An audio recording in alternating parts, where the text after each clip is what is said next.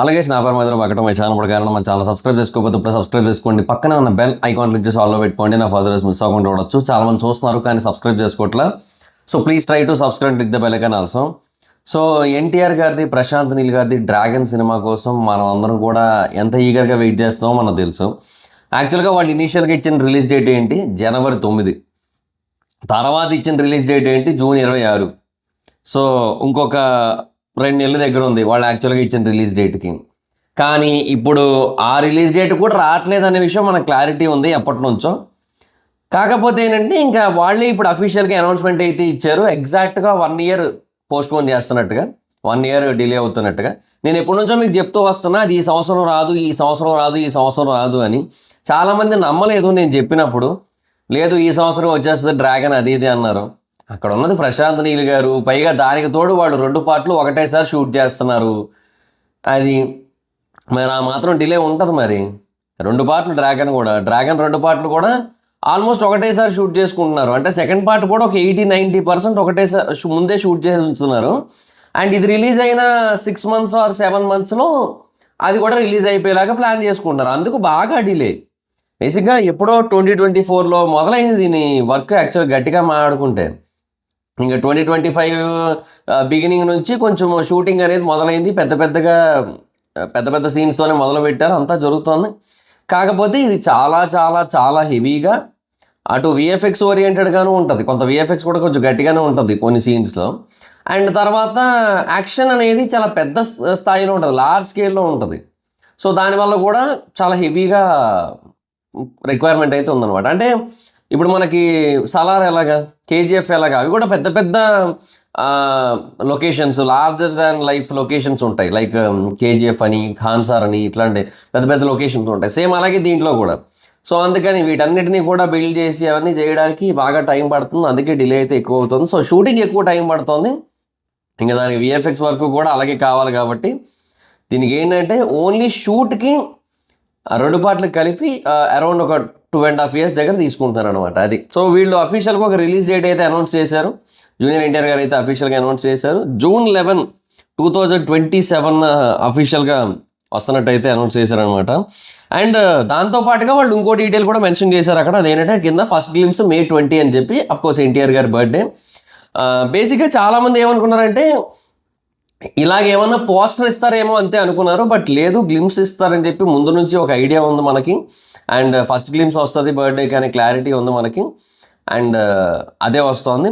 బేసిక్గా దానికి కొంచెం ఎప్పటి నుంచో ప్రిపరేషన్స్ అయితే జరుగుతూ ఉన్నాయి. చాలా పకడ్బందీగా ప్లాన్ చేసుకుంటూ వస్తున్నారు. ఎందుకంటే ఎన్టీఆర్ గారి బర్త్డేకి ఇది రిలీజ్ అయితేనే బెటర్ అన్న పాయింట్లో.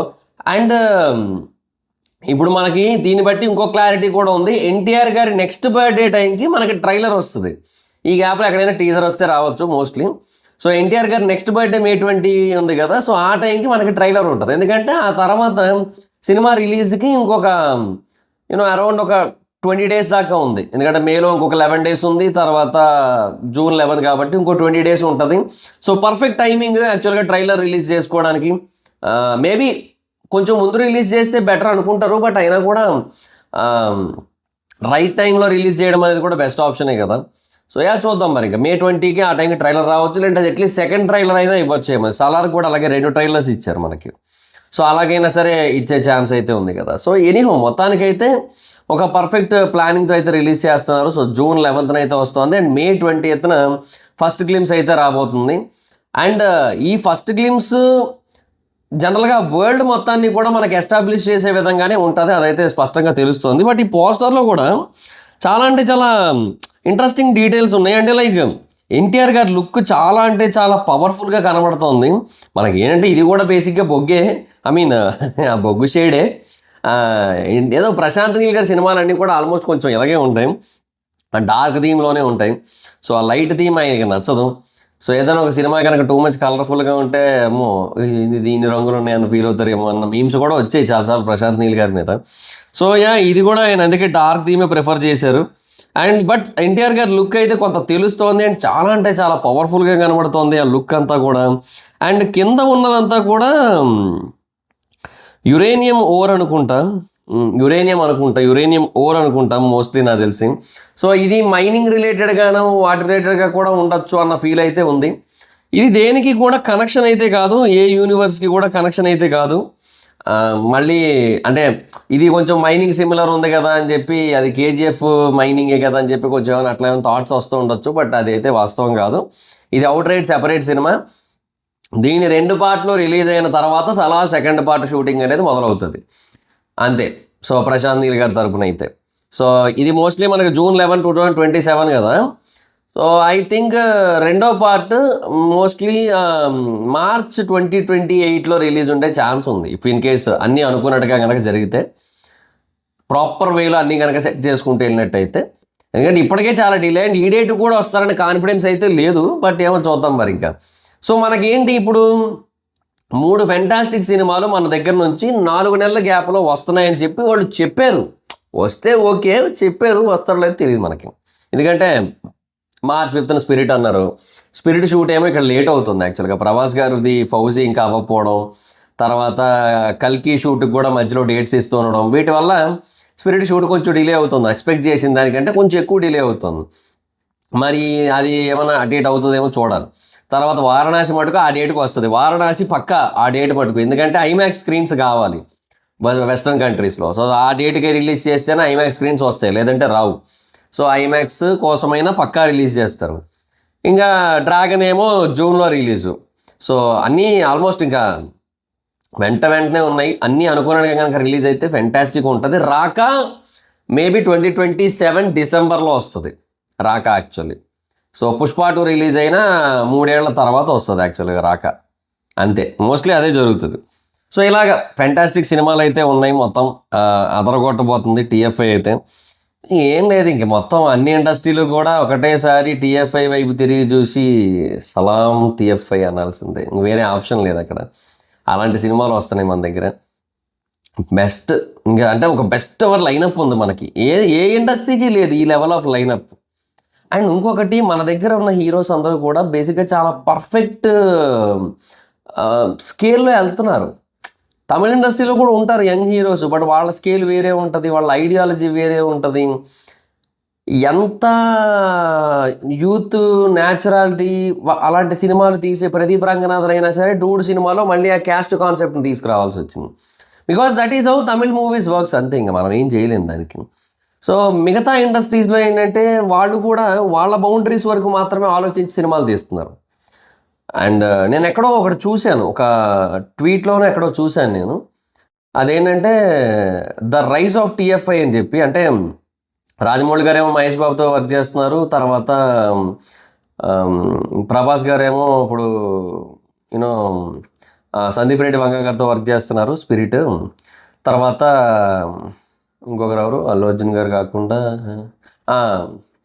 రామ్ చరణ్ గారు నెక్స్ట్ సుకుమార్ గారితో ఉంది.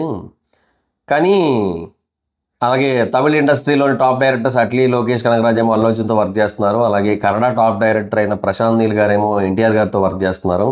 సో మన హీరోస్ అందరూ కూడా ఒక టాప్ పొజిషన్లో ఉన్న వాళ్ళతో కూడా వర్క్ చేస్తున్నారు. ఇప్పుడు అందరూ డైరెక్టర్స్ అందరూ ఎవరైతే టాప్లో ఉన్నారో వాళ్ళతోనే మనోళ్ళు వర్క్ చేస్తున్నారు ఇప్పుడు present actually.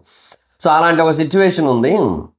So we're doing it fantastically great. అసలు the rise of TFI is never ever before అని చెప్పి ఒకటి చూశాను, చాలా చాలా బాగా అనిపించింది. నిజమే కదా, అంత ఫెంటాస్టిక్గా వెళ్తుంది మన దగ్గర. వారణాసి తర్వాత ఇంకెలా ఉంటుందో ఏంటో మరి చూద్దాం. సో అది గైస్. సో డ్రాగన్ అయితే మాత్రం ఇప్పుడు వస్తుంది.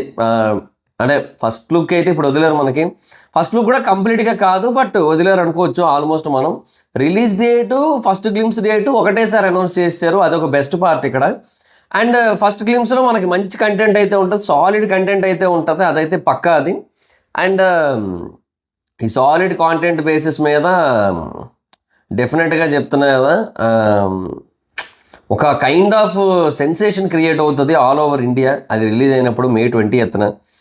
ఇంకొక ఎగ్జాక్ట్గా ఒక 1 month అయితే ఉంది విధ్వంసం. ఇంకా తర్వాత సినిమా ఎప్పుడు రిలీజ్ అయినా, డ్రాగన్ ఎప్పుడు రిలీజ్ అయినా సరే విధ్వంసమే. ఎందుకంటే జనరల్గా ఒక కైండ్ ఆఫ్ సాలిడ్ ఎమోషన్ ఉంటుంది ఈ సినిమాతో. ఎందుకనేది అంటే మన దగ్గర ఓకే, ఎన్టీఆర్ గారి ఫ్యాన్స్కి ఎలాగో వెయిట్ చేస్తుంటారు, ప్రశాంత్ నీల్ గారి కోసం కూడా చాలామంది వెయిటింగ్ మన దగ్గర ఆయన సినిమా కోసం because of his KGF and Salaar. అది ఓకే, అది కాదు. బట్ బాలీవుడ్లో కూడా బేసిక్గా ఎన్టీఆర్ గారికి ఈ సినిమాతో ఒక సాలిడ్ ఎక్స్పాన్షన్ అనేది క్రియేట్ అవుతుంది. ఎందుకంటే ఆ వార్ 2 అనేది బేసిక్గా ఆల్మోస్ట్ పీపుల్ ఓన్ చేసుకునే స్టేజ్ వరకు వెళ్ళింది. కానీ వార్ 2 బేసిక్గా వాళ్ళకి కొంతవరకు నచ్చలేదు. సో అందువల్ల డిస్కనెక్ట్ అయ్యారు, అది ఆడలేదు సరిగ్గా. కానీ జూనియర్ ఎన్టీఆర్ అనే పేరు చాలా నోటబుల్ నేమ్ అయిపోయింది అక్కడ అందరికీ కూడా. అంటే RRR ఎలాగో ఉంది, RRRతో కాదు, బట్ దేవరా కూడా కొద్ది గొప్ప ఆడింది. అండ్ తర్వాత ఇప్పుడు ఇది, తర్వాత ఇంకా డ్రాగన్ అంటే ఇంకా ఆబ్వియస్లీ ఆ లెవెల్ ఆఫ్ స్టెబుల్ కనెక్టివిటీ కనుక ఫామ్ అయ్యే ఛాన్సెస్ ఉన్నాయి. అది కనుక ఫామ్ అయినట్టయితే మాత్రం ఎక్కడికో వెళ్తాయి numbers, Bollywood numbers. Let's see, చూద్దాం. కనీసం ఒక మినిమం 200 కోట్లు నెట్ కొట్టచ్చు, ఆ లెవెల్లో ఉంటుంది అది.